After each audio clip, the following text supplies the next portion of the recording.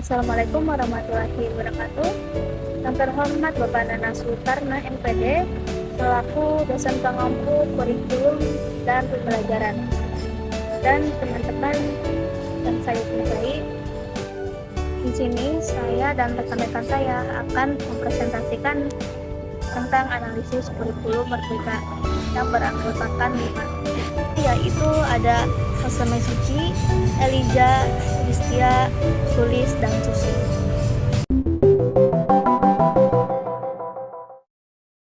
Pengertian kurikulum merdeka. Menurut Muhardini dan kawan-kawan, tahun 2023, halaman 839, kurikulum merdeka merupakan kurikulum dengan pembelajaran intrakurikuler yang beragam, di mana konten akan lebih optimal agar peserta didik memiliki cukup waktu untuk mendalami konsep dan menguatkan kompetensi. Guru juga memiliki keleluasaan untuk memilih berbagai perangkat ajar sehingga pembelajaran dapat disesuaikan dengan kebutuhan dan minat peserta didik. Kedua, pentingnya kurikulum merdeka. Menurut Yulianti, tahun 2022 halaman 293, berbagai studi nasional maupun internasional menunjukkan bahwa Indonesia telah mengalami krisis pembelajaran yang cukup lama. Studi tersebut menunjukkan bahwa banyak dari anak-anak Indonesia yang tidak mampu memahami bacaan sederhana atau menerapkan konsep dasar matematika. Maka untuk itulah Kemendikbudristek mengembangkan kurikulum merdeka sebagai bagian penting dalam upaya memulihkan pembelajaran dari krisis yang sudah lama kita alami. Selanjutnya, dasar-dasar hukum implementasi kurikulum merdeka. Menurut Fadilah, tahun 2023, halaman 88-89, dasar hukum implementasi kurikulum merdeka adalah: yang pertama, Peraturan Menteri Pendidikan, Kebudayaan, Riset, dan Teknologi, Permendikbudristek, Nomor 5 Tahun 2022 tentang Standar Kompetensi Lulusan pada Pendidikan Anak Usia Dini, Jenjang Pendidikan Dasar, dan Pendidikan Menengah. Kedua, Peraturan Menteri Pendidikan, Kebudayaan, Riset, dan Teknologi atau Permendikbudristek Nomor 7 Tahun 2022 tentang Standar Isi pada Pendidikan Anak Usia Dini, Jenjang Pendidikan Dasar, dan Pendidikan Menengah. Ketiga, Keputusan Menteri Pendidikan, Kebudayaan, Riset, dan Teknologi atau Kemendikbudristek Nomor 56 Tahun 2022 tentang pedoman penerapan kurikulum dalam rangka pemulihan pembelajaran. Keempat, Keputusan Kepala Badan Standar Kurikulum dan Asesmen Pendidikan atau BSKAP tahun 2022 tentang capaian pembelajaran pada pendidikan anak usia dini, jenjang pendidikan dasar, dan pendidikan menengah pada kurikulum merdeka. Yang kelima, Keputusan Kepala Badan Standar Kurikulum dan Asesmen Pendidikan atau BSKAP tahun 2022 tentang dimensi elemen dan sub-elemen profil pelajar Pancasila pada kurikulum merdeka.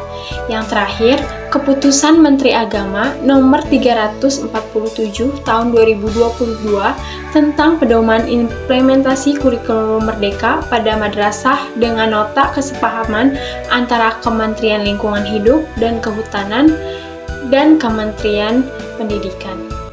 Keunggulan kurikulum merdeka. Menurut Rosmana dan kawan-kawan 2023 halaman 350-351, keunggulan kurikulum merdeka yaitu: 1.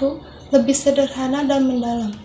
Fokus pada materi yang esensial dan pengembangan kompetensi peserta didik pada fasenya. Belajar menjadi lebih mendalam, bermakna, tidak terburu-buru dan menyenangkan. 2. Lebih merdeka. Guru dapat mengajar sesuai tahap capaian dan perkembangan peserta didik. Sekolah memiliki wewenang untuk mengembangkan dan mengelola kurikulum dan pembelajaran sesuai dengan karakteristik sesuai pendidikan dan peserta didik. 3. Lebih relevan dan interaktif. Pembelajaran melalui kegiatan proyek memberikan kesempatan lebih luas kepada peserta didik untuk secara aktif mengeksplorasi isu-isu aktual, misalnya isu lingkungan, kesehatan, dan lainnya, untuk mendukung pengembangan karakter dan kompetensi profil pelajar Pancasila. Kurikulum Merdeka sebagai opsi sekolah.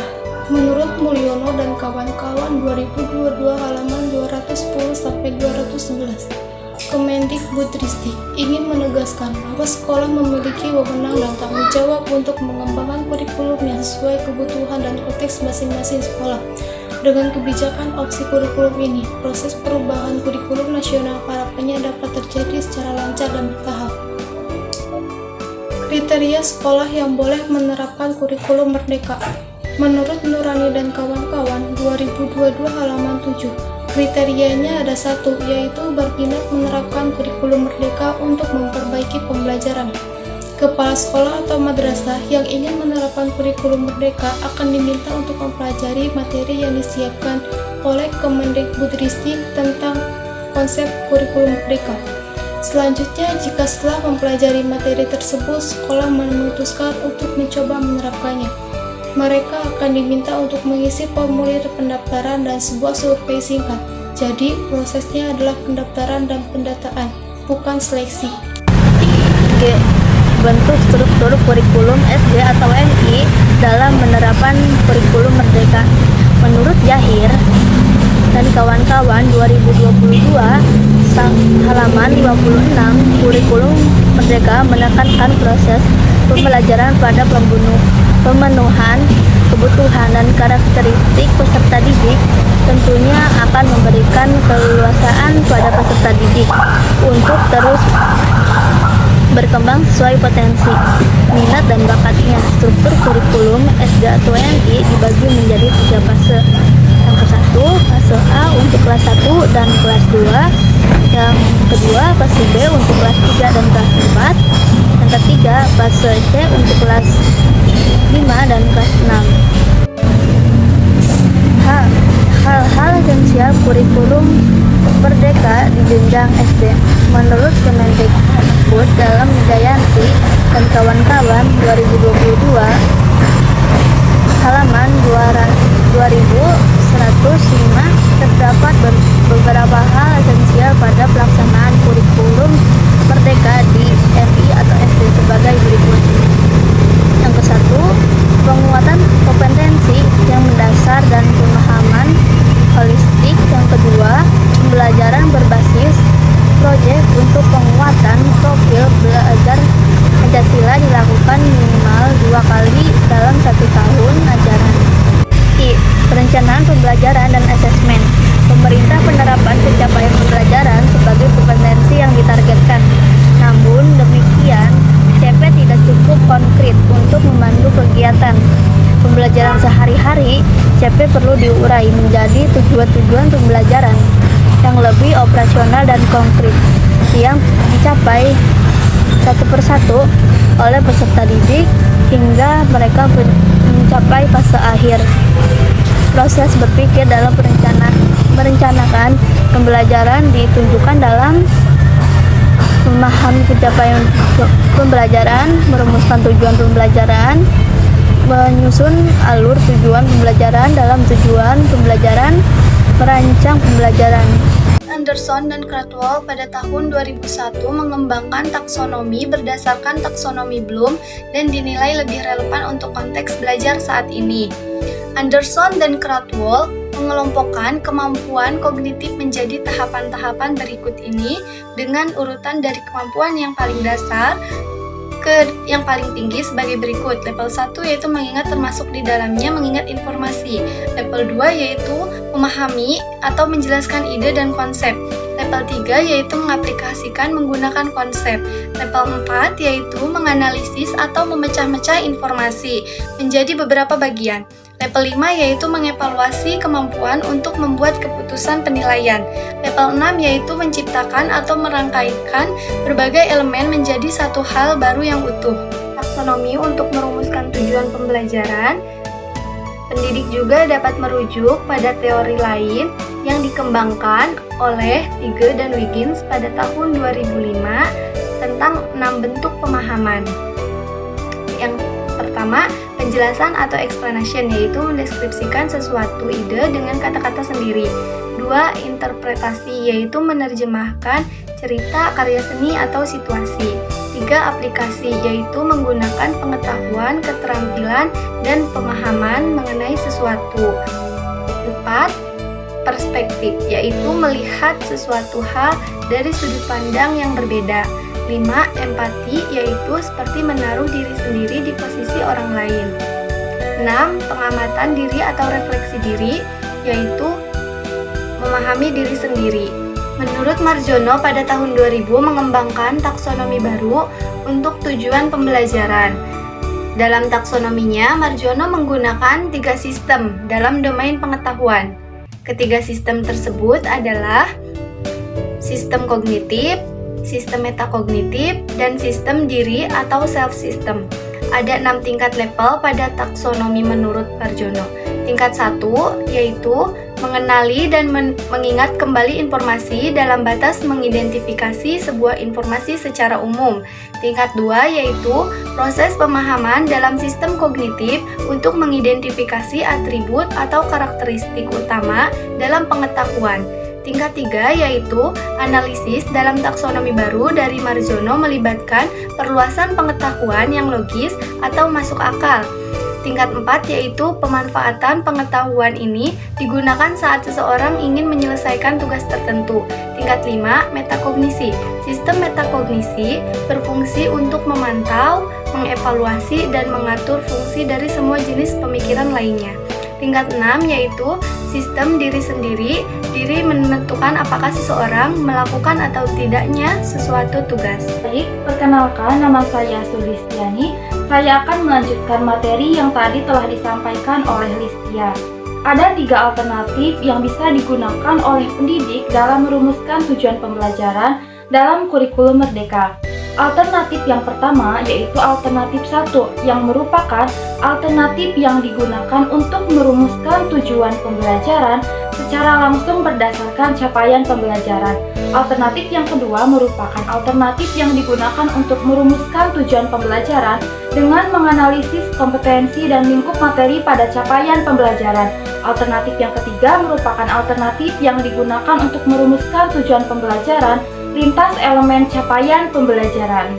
Materi yang selanjutnya yaitu menyusun alur tujuan pembelajaran. Setelah merumuskan tujuan pembelajaran, langkah berikutnya dalam perencanaan pembelajaran adalah menyusun alur tujuan pembelajaran. Alur tujuan pembelajaran sebenarnya memiliki fungsi yang serupa dengan apa yang dikenal selama ini sebagai silabus, yaitu untuk perencanaan dan pengaturan pembelajaran dan asesmen secara garis besar untuk jangka waktu 1 tahun.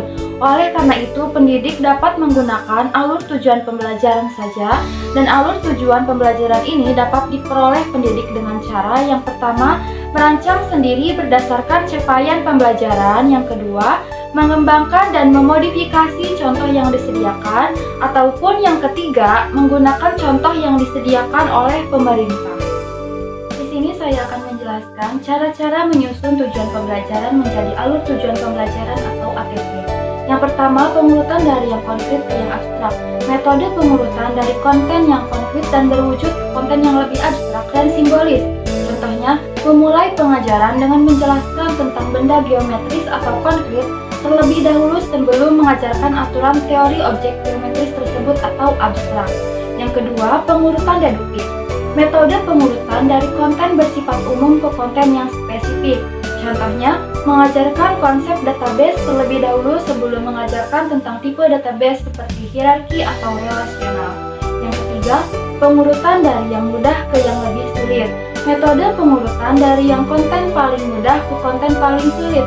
Contohnya, mengajarkan cara mengeja kata-kata pendek dalam kelas bahasa sebelum mengajarkan kata-kata yang lebih panjang. Yang keempat, pengurutan hierarki. Metode ini dilaksanakan dengan mengajarkan keterampilan komponen konten yang lebih mudah terlebih dahulu sebelum mengajarkan keterampilan yang lebih kompleks. Contohnya, siswa perlu belajar tentang penjumlahan sebelum mereka dapat memahami konsep perkalian. Yang kelima, pengurutan prosedural. Metode ini dilaksanakan dengan mengajarkan tahap pertama dari sebuah prosedur, kemudian membantu siswa untuk menyelesaikan tahapan selanjutnya. Contohnya dalam mengajarkan cara menggunakan t-test Dalam sebuah pertanyaan penelitian, ada beberapa tahap prosedur yang harus dilalui, seperti menulis hipotesis, menentukan tipe tes yang akan digunakan, memeriksa asumsi, dan menjalankan tes dalam sebuah perangkat lunak statistik. Yang keenam, scaffolding.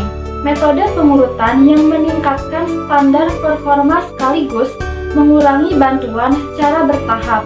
Contohnya, dalam mengajarkan berenang, guru perlu menunjukkan cara mengapung, dan ketika siswa mencobanya, guru hanya butuh membantu. Setelah ini, bantuan yang diberikan akan berkurang secara bertahap. Pada akhirnya, siswa dapat berenang dengan sendirinya.